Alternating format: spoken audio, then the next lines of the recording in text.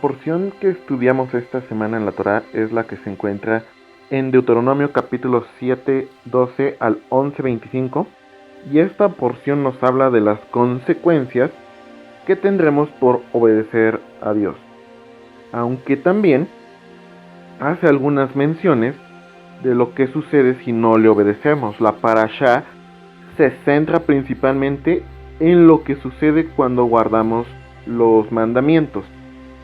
Y en esta parashá es muy clara, es precisa, para que hagamos conciencia de cómo queremos que sea nuestra vida.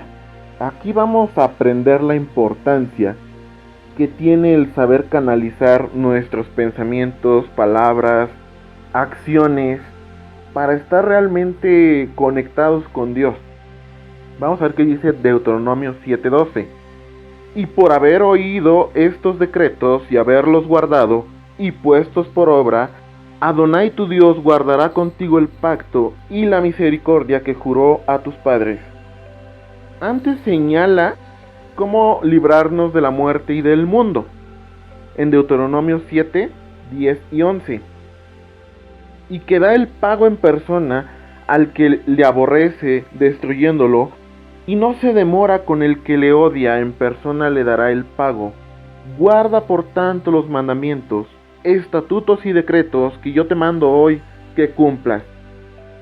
Dios juró salvarnos no porque lo merecemos. Veamos qué dice Deuteronomio 9:5. No por tu justicia ni por la rectitud de tu corazón entras a poseer la tierra de ellos, sino por la impiedad de estas naciones. Adonai tu Dios las arroja delante de ti, y para confirmar la palabra que Adonai juró a tus padres, Abraham, Isaac y Jacob. Para aumentar nuestro amor y temor a Dios, veamos qué dice Deuteronomio 10:12. Ahora pues, Israel, ¿qué pide Adonai tu Dios de ti, sino que temas a Adonai tu Dios, que andes en todos sus caminos y que lo ames y sirvas a Adonai tu Dios con todo tu corazón y con toda tu alma? Educar a los hijos en la Torá es la clave para controlar cualquier situación que se les presenta en la vida. Deuteronomio 11, versículos 18 al 21. Por tanto, pondréis estas mis palabras en vuestro corazón y en vuestra alma, y las ataréis como señal en vuestra mano, y serán por frontales entre vuestros ojos, y las enseñaréis a vuestros hijos, hablando de ellas cuando te sientes en tu casa, cuando andes por el camino, cuando te acuestes y cuando te levantes. Y las escribirás en los postes de tu casa y en tus puertas, para que sean vuestros días y los días de vuestros hijos tan numerosos sobre la tierra, que Adonai juró a vuestros padres que les había de dar, como los días de los cielos sobre la tierra. Entonces aquí vemos las consecuencias que vienen a nosotros por guardar los mandamientos. Son todas las bendiciones necesarias para ser fructíferos, para que nunca nos falte nada, para tener éxito en todo lo que nos propongamos, para llevar una vida equilibrada, para saber tomar decisiones, para tener salud, para tener libertad, para saber amar y tener a Dios, para que nuestros hijos tengan una buena vida. Esto solamente nos demuestra que Dios quiere que a todos nos vaya bien, porque Dios tiene planes de bien y no de mal para cada uno de nosotros.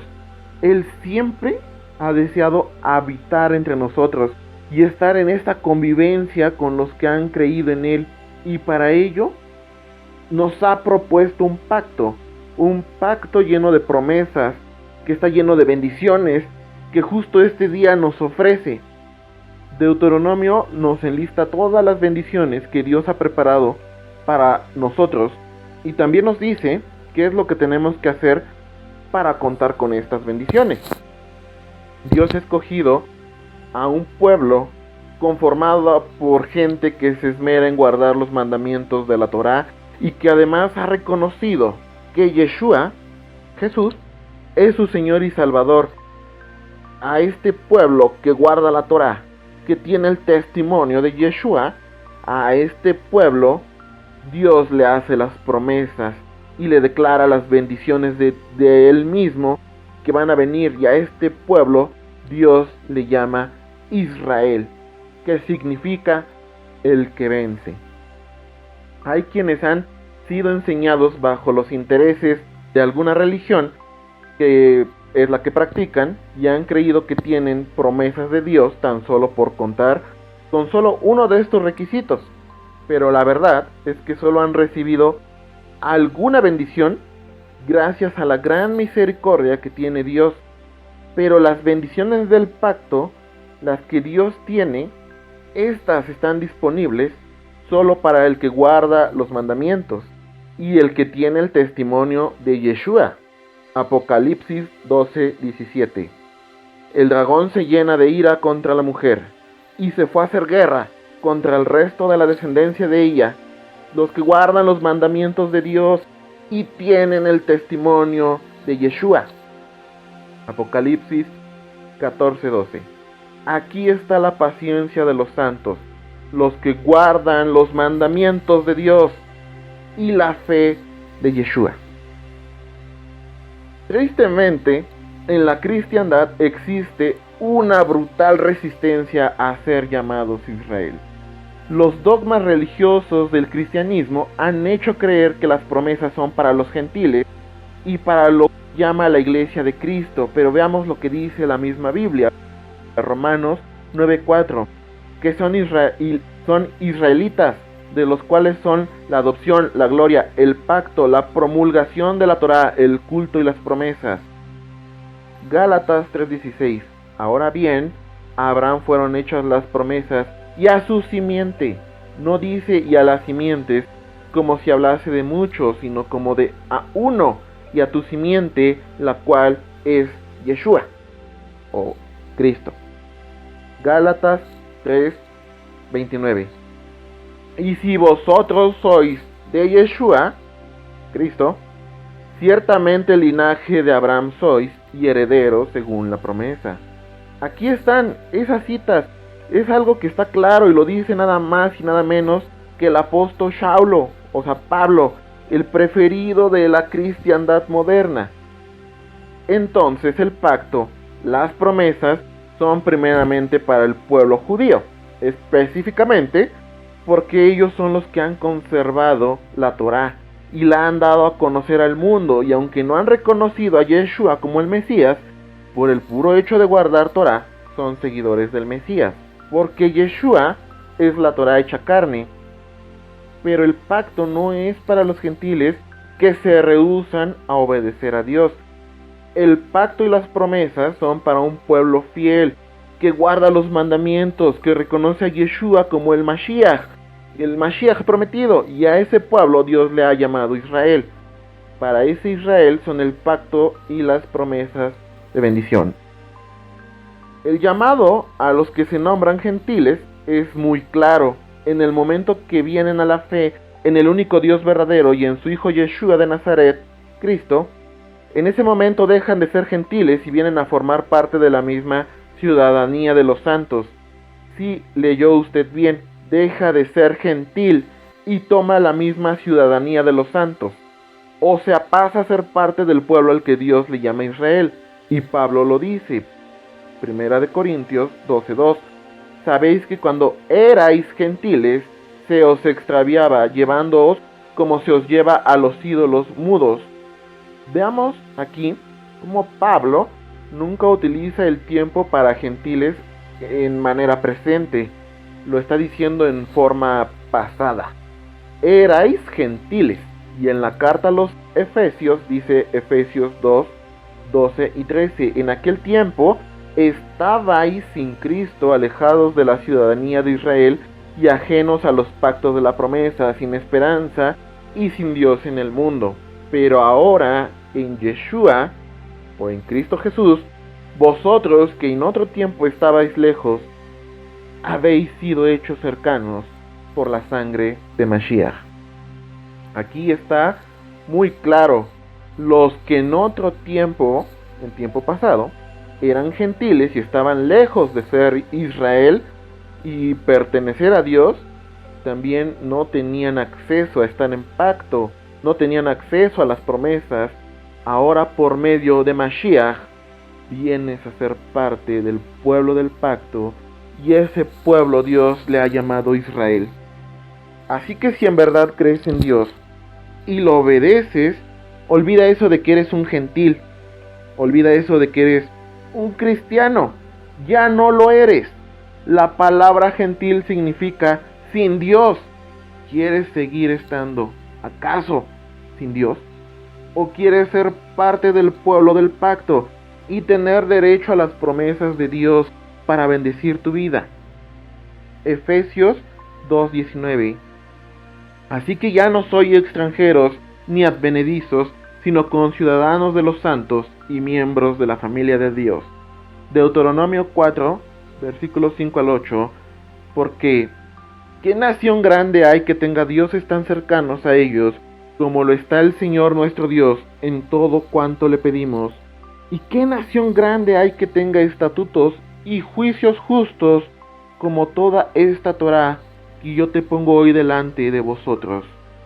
Judíos y cristianos y todo aquel que abrace el pacto con el Dios verdadero solo tienen que guardar los mandamientos del Señor y reconocer que Yeshua es el Mashiach o el Mesías, el Mashiach prometido. Y entonces sí, todas las promesas, todas las bendiciones son para tu vida. Las bendiciones que emanan de la obediencia precisamente a la Torá, a los mandamientos, y la forma de generarla a través de lo que dicen los Hukim y los Mishpatim, inspiraron a jueces, reyes, profetas, para enseñarlos y para compartirlos a todo el pueblo, dándoles siempre la dirección correcta. Nehemías 8:1 y 8:9. Y se juntó todo el pueblo como un solo hombre en la plaza que está delante de la puerta de las aguas, y dijeron a Esdras, el escriba, que trajese el libro de la ley de Moisés, la cual Adonai había dado a Israel, y leían en el libro de la Torá de Dios claramente y ponían el sentido, de modo que entendiesen la lectura. Y Nehemías el gobernador y el sacerdote Esdras, escriba, y los levitas que hacían entender al pueblo, dijeron a todo el pueblo: Día santo es a Adonai nuestro Dios. No os entristezcáis ni lloréis, porque todo el pueblo lloraba oyendo las palabras de la ley, de la Torá. Esto formó una cultura de enseñanza de las Sagradas Escrituras que fue desarrollando un estilo de vida, y es así como vemos a reyes, a profetas, hablar de cómo el hombre puede ser bendecido solo por tener un estilo de vida apegado a la Torá. El Mesías mismo hace una recopilación de lo que enseñan los protagonistas del Antiguo Testamento para dar el famoso Sermón del Monte. Tradicionalmente, dentro de la teología cristiana, se enseña la mentira de que Yeshua vino a dar una ley totalmente nueva. Se dice que se formó una ética que es la base del cristianismo y que dicha ética es muy superior a la antigua de Moisés, y eso lo argumentan en textos en donde Yeshua dice: oísteis que fue dicho, mas yo os digo. Utilizan esos textos para decir que todo lo pasado ya no aplica, pero la realidad no es esa. La realidad es que Yeshua no vino a cambiar la Torá de su padre. Por el contrario, la primera declaración que Yeshua hace al comenzar su ministerio es: arrepentíos, que simplemente significa dejar de pecar, o sea, dejar de infringir la ley. Es decir, dejar de infringir la Torá, regresar a la observancia y a la práctica de la Torá. Esas fueron las primeras palabras de nuestro Salvador al inicio del propósito de su vida. En el mismo capítulo 5 del Evangelio de Mateo, él habla muy detalladamente al respecto. Yeshua simplemente aplica las enseñanzas de la Torá y los profetas.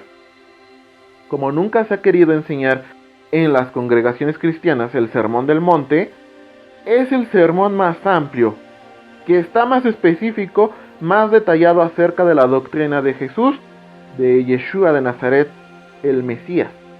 Y este es el sermón de sermones, conocido como el sermón de la montaña, el sermón de las bienaventuranzas, y es el sermón más amplio y más profundo acerca de las enseñanzas de Yeshua, conocido en el mundo como Jesús el Cristo. Y todo lo que dijo fue simplemente citar textos del Antiguo Testamento. Mateo 5, 1 al 3. Viendo la multitud, subió al monte y sentándose vinieron a él sus discípulos, y abriendo su boca les enseñaba diciendo: Bienaventurados los pobres en espíritu, porque de ellos es el reino de los cielos. Yeshua está citando el Antiguo Testamento. Salmo 41, 1.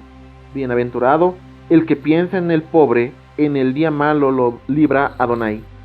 Isaías 57, 15. Porque así dijo el alto y sublime, el que habita la eternidad y cuyo nombre es el Santo.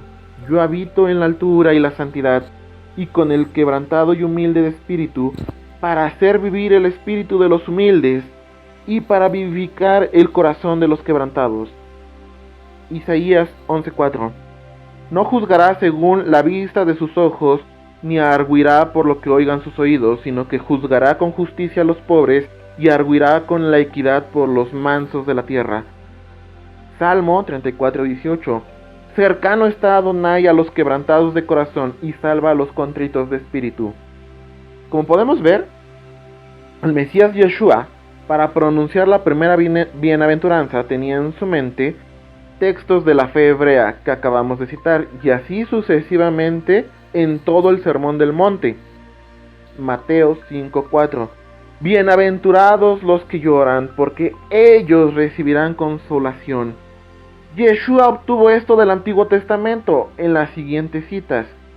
Isaías 61:1. El Espíritu de Adonai, el Señor está sobre mí, porque me ungió Adonai, me ha enviado a predicar buenas nuevas a los abatidos, a vendar los quebrantados de corazón, a publicar libertad a los cautivos y a los presos, apertura de la cárcel. Isaías 66:13. Como aquel a quien consuela su madre, así os consolaré yo a vosotros, y en Jerusalén tomaréis consuelo.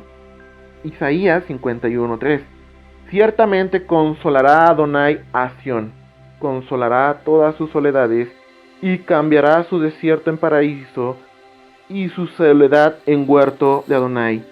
Se hallará en ella alegría y gozo, alabanza y voces de canto. Además podemos encontrar frases talmúdicas y de la tradición oral del judaísmo fariseo. Mateo 5:5. Bienaventurados los mansos, porque ellos recibirán la tierra por heredad. Aquí Yeshua, lo único que está haciendo es que está citando los siguientes textos. Salmo 37:11. Pero los mansos heredarán la tierra y se recrearán con abundancia de paz. Salmo 25:12. ¿Quién es el hombre que teme a Adonai? Él enseñará el camino que ha de escoger. 13. Gozará el bienestar y su descendencia heredará la tierra. Isaías 60:21. Y tu pueblo, todos ellos serán justos para siempre, heredarán la tierra, renuevos de mi plantío, obra de mis manos para glorificarme. El rabino Yeshua, para pronunciar lo que es la tercera bienaventuranza, se apoyó en los textos anteriores del Tanaj. Mateo 5:6. Bienaventurados los que tienen hambre y sed de justicia, porque ellos serán saciados. ¿De dónde Yeshua obtuvo esto? De los siguientes versículos del Antiguo Testamento. Salmo 42:2. Mi alma tiene sed de Dios, del Dios vivo. ¿Cuándo vendré y me presentaré delante de Dios?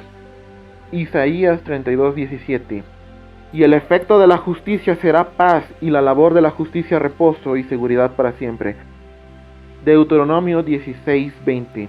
La justicia seguirás, para que vivas y heredes la tierra que Adonai tu Dios te da.